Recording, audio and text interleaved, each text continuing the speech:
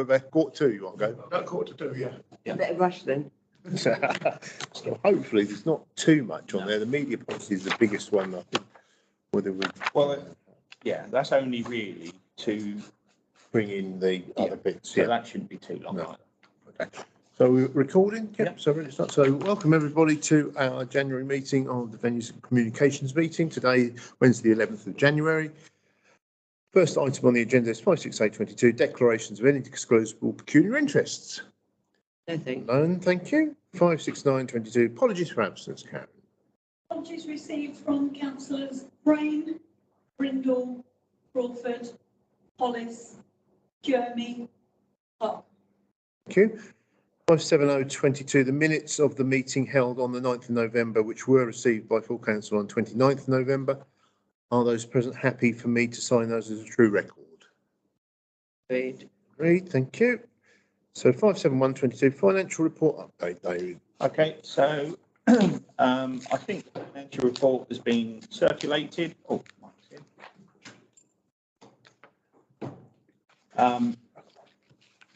so just a couple of things. Sorry. Have you got to leave at 1:45 as well? Yes. Yeah. So I think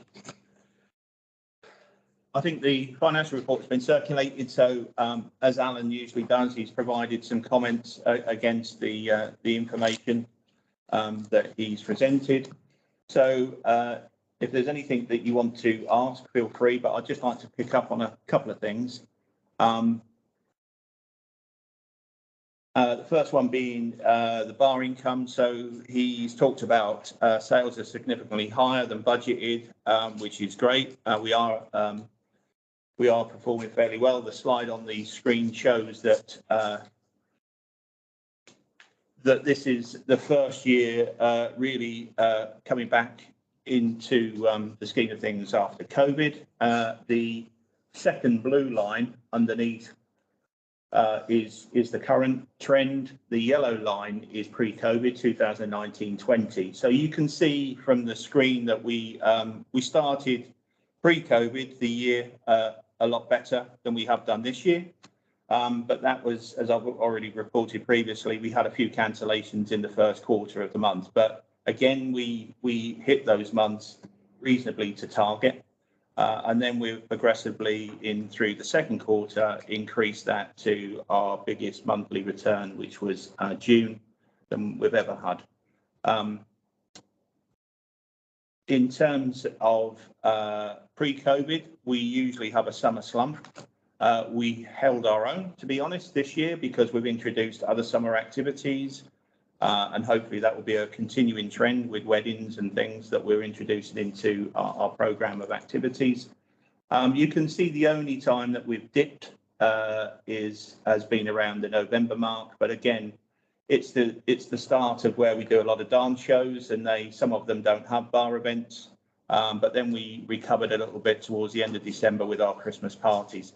So all in all, it's been a good first 3 quarters, and we certainly are performing well. And the last quarter shows signs of being well and truly above our budget target. On the expenditure side, I'll just try and move back if I can. He does make a comment against the bar purchases, which is the other side of the income. And he reflects that in the gross profit margin being less than we have done in the pre-COVID term, from 60 to 46%.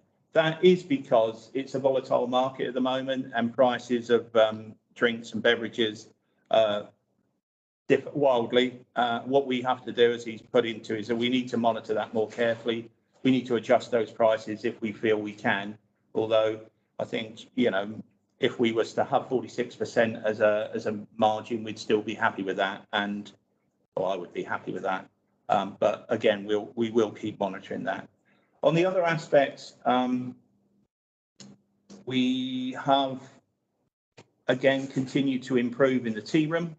Again, there's more activity going on in the Guildhall side, and that does reflect in some of the conferencing and bar events that we hold in the Guildhall, and we do put that within the tea room. So again, that shows a good, steady, consistent trend. There was, just prior to Christmas, a bit of a downturn, but you expect that. It's not a full month. But we are showing signs that we will recover in the final quarter. And again, that looks as if it's above budget. The only other thing that I would like to make comment to is leading up to Christmas on his events income. He talks about how the event income is not particularly great. Well, I've only just come back after a week away, so I haven't really had time to sit down with Alan, but I would challenge that. And I think if you look at the expenditure for events is quite high, and it does reflect the expenses that we had around our Christmas parties. So catering and DJ. But what it doesn't show in the income column is the £6,000 that we generated on our Christmas parties. So if we factor that back in, then we actually are above, which I think we should do. So I understand his comment about, events income is lower than expected. It's unlikely to hit, but I do not agree with the other comment of being unlikely that the year-end budget will be achieved. It will, because our Christmas parties put us in a nice, healthy. Just to clarify, where is that income for those Christmas parties? Well, And I've got to speak to Alan, because obviously everybody was gearing up to the Christmas break, so it might be that they've entered into the expenses, but they haven't entered into the income. So we'll check that when we go. But I've calculated it. I think it was £6,055. I think we generated in gross sales for the Christmas parties. So when our expenses was about £3,500 for the catering and £300 over the 2 nights for the DJ, we made a healthy profit there. So we that should reflect in next month's budget more accurately. But I think that's just a transition of. And then just in terms of Guildhall hall hire, we've shown that all under Guildhall tea room. Is that correct? So the Guildhall hall hire, yes, it will be. So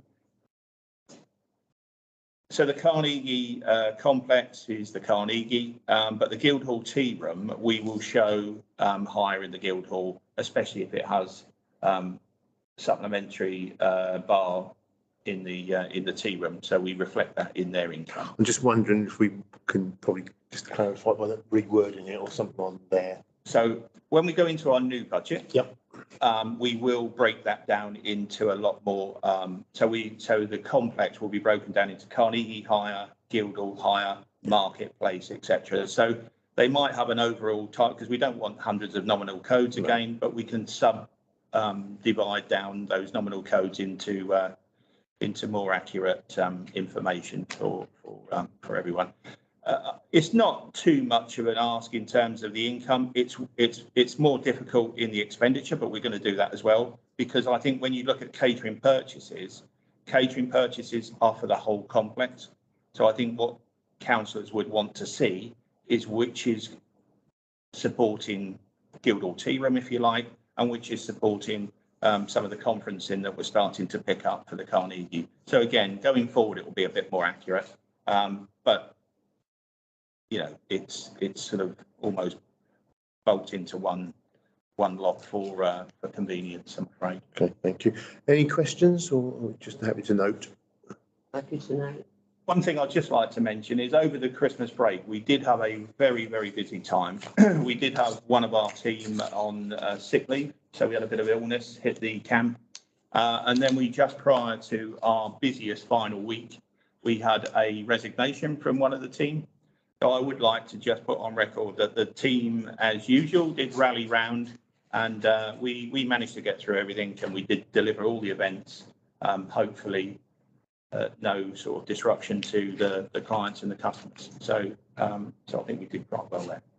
I just have one question. I never received on this information. I've just been checking through and I haven't got anything. Karen, it is uploaded on Decisions, isn't it? On Teams, yeah. So, yeah. So I'm just looking at my normal email. Okay. And it's not there, so I don't know.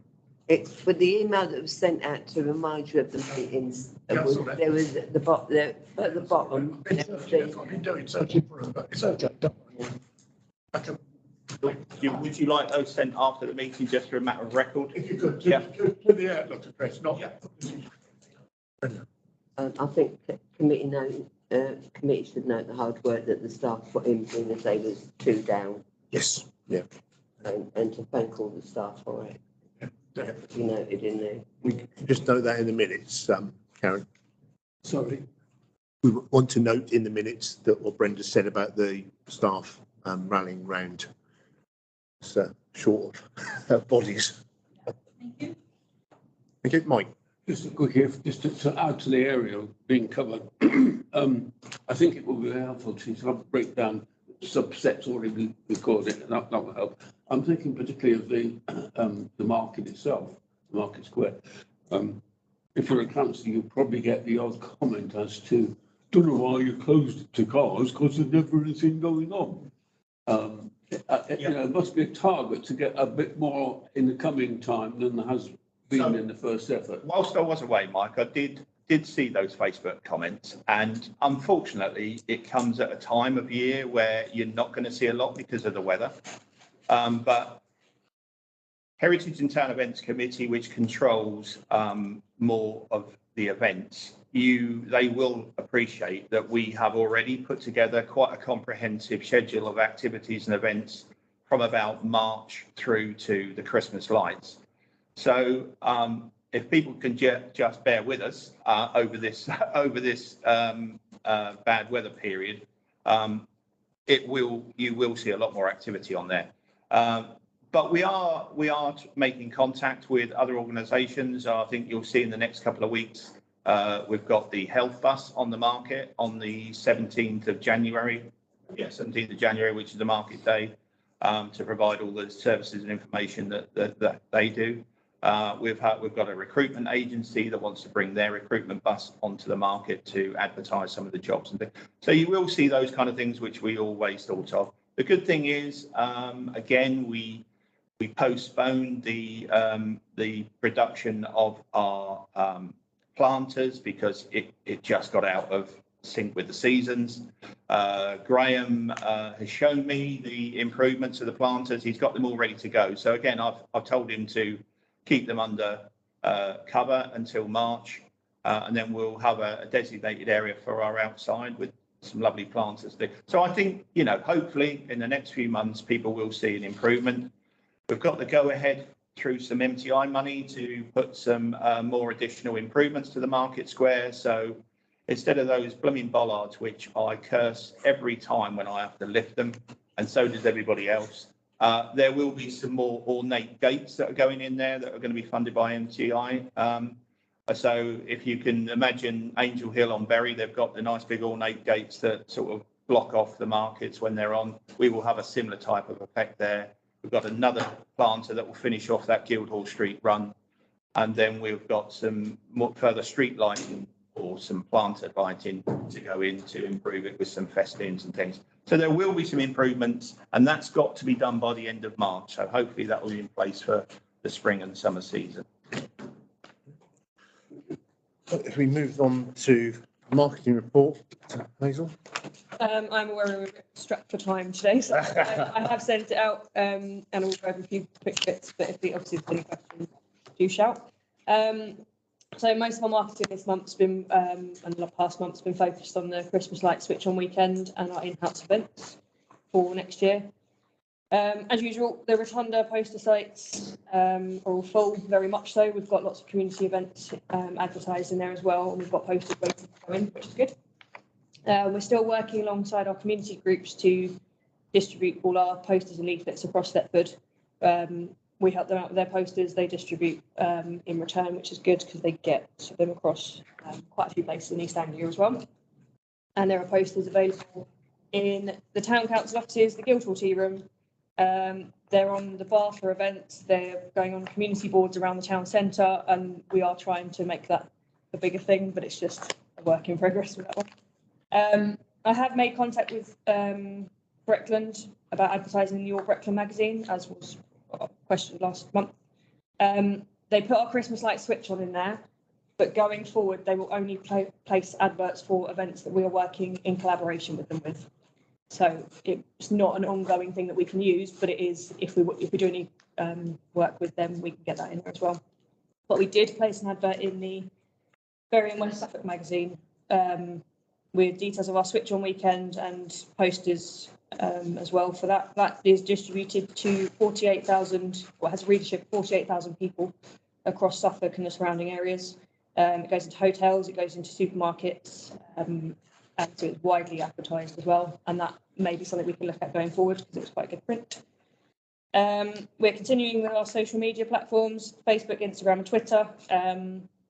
They're all still performing at a good standard. There has been a slight drop in reach, whether that's the Christmas break, people not going on there, or whether it's just because we've been sharing more posts rather than posting them ourselves.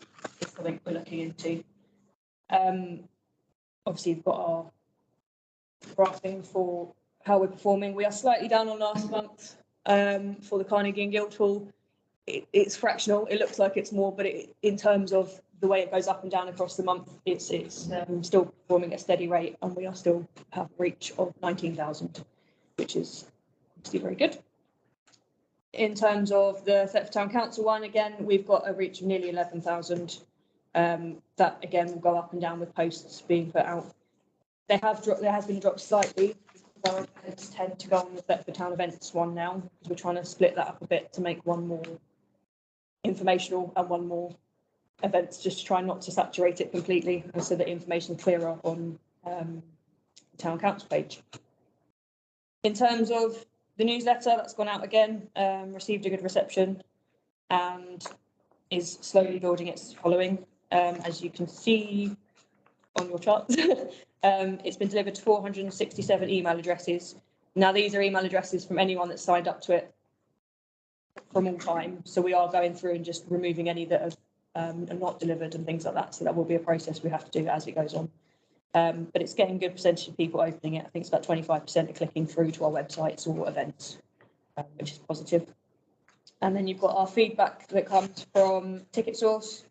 Again, we're having a look at where our strengths are and where our weaknesses are. So you've got the breakdown of where people are booking tickets from, where they're being referred to book tickets. So whether it's Facebook, whether it's word of mouth, search engines, things like that. I'll just put an example graph on there, but we can break them down to individual events and individual dates as well. So that will give us some feedback as to whether ticket sales are, getting the marketing from Facebook or wider areas as well. And then there's a little block at the bottom that I put on, I thought was quite nice, was just event feedback from Christmas events. There's a variety of events.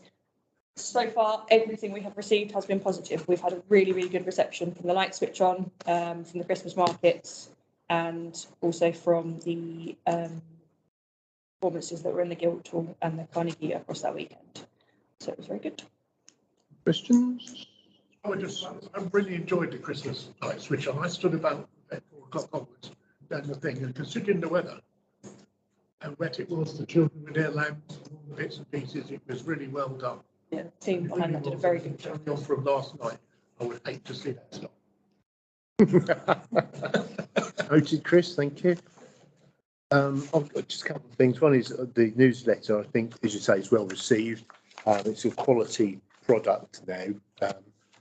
I'm disappointed we're only getting 400 people looking at it.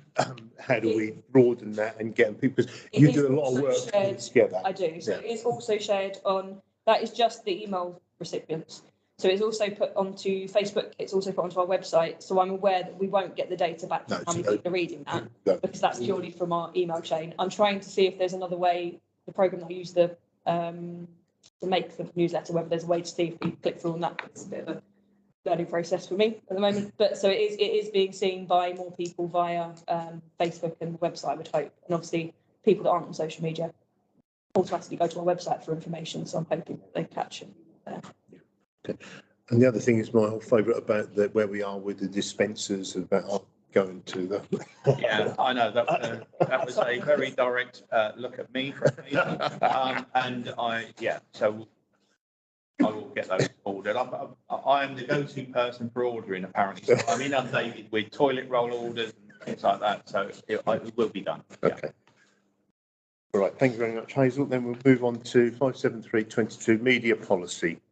So the town clerk is just asking to put this on the agenda, simply to look at. We do need to look at the media policy. It is up for review, but there is the commitment that the town council has made to the civility and respect pledge. So what she has suggested is that we form a working group to embed that within our media policy. So this agenda item simply is to get membership of a working group to do that and bring it back to this committee in a further. So if I remember correctly, we got through to almost the finish of the media policy when we were then put on guard that this ought to be incorporated within it. So one would hope that there's not too much more work to do. I think it could come back next month. So we just need probably a working group meeting in the next 4 weeks. So bring it back next month. Obviously, I'm quite happy to sit down if any other volunteers want to come along for a meeting. Brenda, thank you. Maybe we can open it up to other committee members who are not here. If once we set a date, if they're available. Mike, you haven't come. Would depend on the date. Yes, thank you, Carla. All right, so if we sort of date find that round and try and get that done for next month. So 57422 Guildhall repairs, Dave, isn't it? Yeah, just a quick update, which will please Chris. So at the last meeting, which was November, I did talk about how we were going to start the repairs that were part of the overall Guildhall Heritage Hub restoration bid with National Heritage Lottery Fund in terms of the twin towers. That's the water tower and mainly the clock tower, and also the dormer window that sits above the porched entrance. So some of you may have noticed that the porch entrance dormer window has been removed and made watertight. So that's now off site and being restored to the best it can be. English Heritage have given us license to tweak the design of the roof connection between the dormer window and the pitched roof of the Guildhall to make it more feasible in terms of water runoff in the future. So hopefully in the next several months, we will get that repositioned. The clock tower is something completely different. We've had a lot of surveys done on the clock tower. It is in a dire condition. It is in urgent need of repairs, as everyone can understand. And at the last meeting, I did say that I thought we were at the first stages, only to be thwarted by some of the advice that we got from the architects and the heritage building officer in terms of the expansive scaffolding that we would need to work on the clock tower in situ. It has meant that it's cost prohibitive to do that. There were concerns that actually working on site wouldn't be feasible anyway because of the restrictions of the bell, etc. So the idea now is that we've taken some advice from a conservation architect. English Heritage are happy with it. Building officer is happy with it. And we will be looking to remove the clock tower. It's going to have to be removed in 2 sections and then taken off site to be repaired and restored and then put back in situ. So there will be a smaller scaffolding platform, but it will be craned off the building in 2 sections. So the top section, which houses the bell, and the second section, which houses the clock. Now, over the last 2 days, today included, the clock mechanism has been removed. So that's the first stage. The second stage will be to look at the bell and see there's arguments of how that's connected and held in place, so whether we can actually remove that to make it easier to get the other sections off the roof, or they have to come up with a different plan. But you'll see some activity in the next month or 2 to do that, and then it will be made wrapped and watertight. And it's probably going to take anywhere between 12 and 18 months at least to before it gets reinstalled. So we are going to have one of our iconic aspects of the town centre missing for at least 18 months, which is a shame, because we've been branding a lot of our activity or future activity on the market square of under the clock tower, and there's going to be no clock tower there. So we're going to have to rethink that in the short term. But yeah, so there is movement. So don't be too sort of disheartened that you haven't seen anything. It will start being wrapped up now because we've got a more sustainable plan to do that. So I just wanted to bring that to the councillor's attention. Brenda. Yeah, the clock, have you got, a clock specialist looking after the clock? No, the clock specialist has been in the last, so it's Smiths of Derby, they've been in, who do our clocks. They've been in to remove it. What we're going to do is we're asking them to make some, take some pictures, make some notes when they restore it. So we're going to have an exhibition on our clock mechanism and for a future exhibit within the Guildhall. So there, it's not being done by the in-house team. No, I'm just saying, you know, No, it's cut the bill, just go in, take the clock out. no, Smiths lose of the Derby. bit. And also is, because this is urgent work, when are you actually starting this? So hopefully you'll see some of the smaller scaffolding to go up there so they can assess how they're actually going to take off the tower and look at the bell, because I think it's the bell. They think the bell actually is connected to the weather vane. So they've got to look at that, but it will take place in the next month to 2 months, and then it will be craned off and taken away to the restorer's workshop. So once it's removed, will Yeah. the scaffolding be removed So that- until such time It will. as people pay? It So that when we last spoke, we were talking about the scaffolding put on the front there, so we won't have any problems with the tea room outside area. So one of the reasons, it's not just the cost, but when they came in to do the full survey, the difference in the first impression was that it would be less than 6 meters.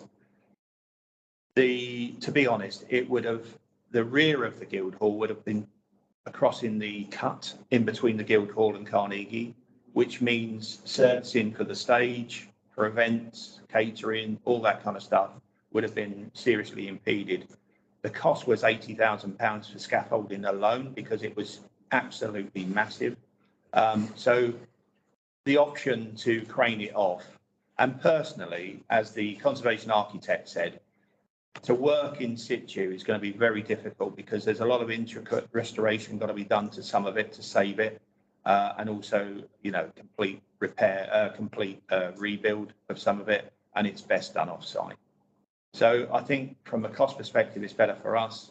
I think for a final repair, it's also better, but it also allows us to continue with what we're doing in the Guildhall and the Carnegie. So again, it's. So you'll be doing it from the marketplace? So basically, they'll bring a big crane on. So you just shut the marketplace for a couple of days? Yeah. Yeah. So it'll all be lifted off from the market Yeah. side. But what they'll do is they'll cut it into 2 sections. Because I did notice that for the dormer windows, you've got something about the holdings and put in vinyl. Well, that was the original plan because we thought they were going to do it in situ. So we were going to cover the scaffolding. It's going to be a very short-term scaffolding project, crane it off. So where, if you look at the clock tower next time, just as it goes up to the clock, you've got a sort of slate up bridge, and that will be where it's taken off and wrapped and made watertight. Right, thank you. No further questions? Let's go on to community engagement then. Anything we want to shout about? Chris? We can put this out. Yeah. Because people are going to ask us what's happening now. Indeed. Yeah. So can we draft something once we know the I think a timings? positive one, a positive news release, you know, Yeah, it's positive. and talking about English heritage, helping towards the. Yeah, and I think hosting and- we also had that a bit about the named as one of the 100 most iconic builds of the BBC thing. Yeah. So I think wrapping that in there just to keep people aware is a very important part of our streetscape. Yeah, and we can also talk about the future exhibition, certainly about the clock mechanism, but also about the bell. You know, I know it's not as similar of importance as St. Peter's, but it's still one of our. It's a bell. It's one of our iconic features. So again, we are looking at when we put it back, we will have a feature that we talked about, funny enough, about St. Peter's. So you'll have a webcam, if you like, to show, so you know people will see it. And, Good idea. yeah, so we can involve all those kind of future plans as well. Yeah, that'd be good. So 57622, committee officers update, David. One thing I was going to ask you is about the electrics on the marketplace. Is anything update on that? So part of that MTI funding involves the electric feeder pillar, some improved festoon lighting and sort of plant street lights. So they're sort of, to try and uplight the benched areas, the ornate entrance gates. And that has to be done by March. So one of the things that has been a bit of a bane is to try and push the guys to get the feeder pillar in. But one of the nicest emails I had was from the company, and they are coming in. They've got the actual pillar in from the suppliers, which takes anywhere between 8 and 12 weeks. So we ordered that back in October. So I said, you're starting in January then, aren't you? Hope, hope, hope. And yes, they are. So hopefully you'll see them on site. And that's going to be the initiation of all the other things that can happen, because we can now start reconfiguring the marketplace, etc. So I think, yeah, that's going to be a good improvement. I came up to town last week. There was somebody working outside Weatherspoons. He had one of the poles in his hand, and I think he was going to put it back in, the little tiddly ones. Yeah. Is that anything to do with that? Well, there is. So basically, if you look at where one of their benches is, there's one of those little metal posts, the little small ones, that almost comes, well, it does, it comes underneath one of their benches. And someone from Breckland has said to them, you need to remove it because it's a health and safety issue.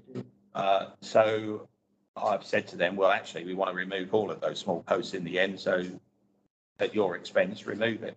So I think that's what they've done. Yes, I would think the work that's going to go on the market should go on the community engagement thing to tell people you are actually doing something, because you've seen the latest. Yeah, I think also we can publish that events plan as well from March onwards. I know it's a different committee, but we can still do that as a press release. So, There is one thing, and I never know. I mean, Breckland are pretty educated on answering people on Facebook, and I don't suppose we are. But what annoys me is they seem to think that Weatherspoons has got a hand in the town council, or the town council's got a hand in Weatherspoons. Is there anything that we can reply to them? Because it's not true. We are there to make money, which will keep your council tax down. If Weatherspoons wasn't there, you wouldn't be getting it. I just think sometimes, is there some way, or is it sometimes like I do? I think, I'm not going to bother answering you. Well, that is always a dilemma, isn't it? Once you engage, then you start a hornet's nest. But also, we have talked in this committee in the past about somehow making a factual representation to answer some of those myths that are out there. But I don't know whether you've got any further thoughts. I mean, to be honest, Hazel has built a good relationship up with Nathan at Breckland, and we do work in tandem with a lot of stuff.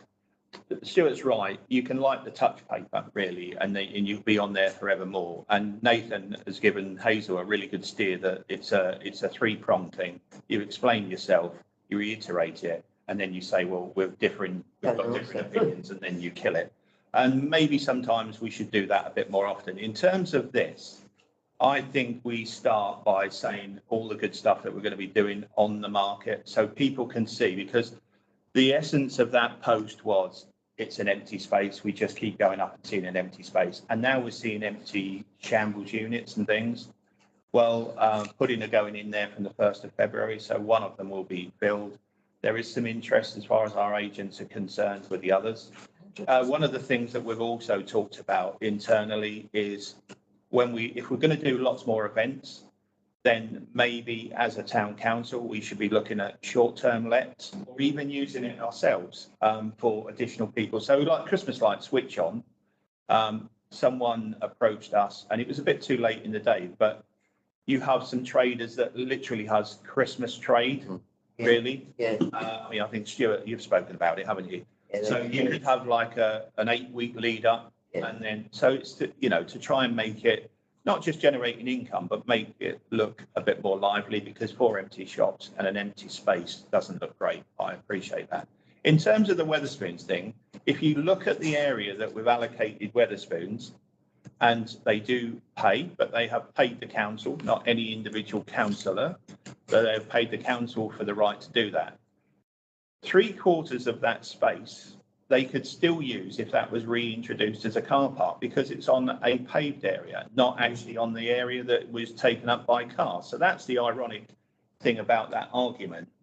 But I think the basis of it is, as you've all pushed, we need to use the space more.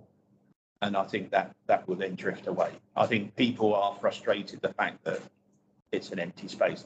Although when the good weather is there, the planters have been a massive success. People are always sitting there and enjoying it. And we, you know, once we get that feeder pillar in, we can do a lot more stuff on there, I promise you. I would agree with that. I mean, regarding the bit about Wetherspoons, I mean, I answered a local businessman's point on there and told me this is all factory direct, we didn't do behind closed doors, etc., etc. But you're always going to have someone who doesn't believe it. Yeah. No matter what we put up. But you've also got to remember, the council made the decision on the 12-month licence. So in July, it's up for review. So there is another conversation to be had in July. I do agree with you that there's an opportunity in better weather for people to sit there and have a chat and so on and so forth. Have we got any, is there anything on the stocks about activities for children or in some kind of way of keeping children amused there? So one of the things that we are, Katie and Amber are looking at is to, again, part of that March to Christmas light switch on is all the holiday periods will have school activities. One of the things that have been really pleasing is that the Norfolk Schools activity programme that actually they did some work with was so successful. They were inspected in the summer and came out with top marks in terms of some of the criteria they were inspected. And they asked us whether we were able to put more on because they were so impressed. And so that is something that we will be doing a lot more of coming, starting with Easter. So yeah, we will do. We definitely will do. And the other thing that we are also looking at is, and I think I've mentioned this before, in trying to get a quick, easy way to erect some of the big white marquees we had on the grass. And what it means is we need to have these little flaps in the tarmac that you lift up and put the anchor guys in. But Graham and Nick and the team are looking at trying to do that, measure it up, get it erected on grass, measure it up and get it. So we can put that up. So again, in the holiday times, we can have outdoor activity. And if the weather's a bit gloomy, you've got to, because they're reasonably sized marquees. So, you know, we can do a lot with those. Right. You want to keep the sun off of them as well, if you're doing children, you know. Thank you. I'm aware of time, so I'm going to thank everybody for their attendance and close the meeting. I know two of you got to go to another meeting, but thank you for attending and allowing us to get through this. I think it's worthwhile doing. Sorry, Carla, it's a bit brief for your, but thanks for coming. Able to make it on time. So. I think Mike, Karen's got something for you to sign before you go, which we missed last.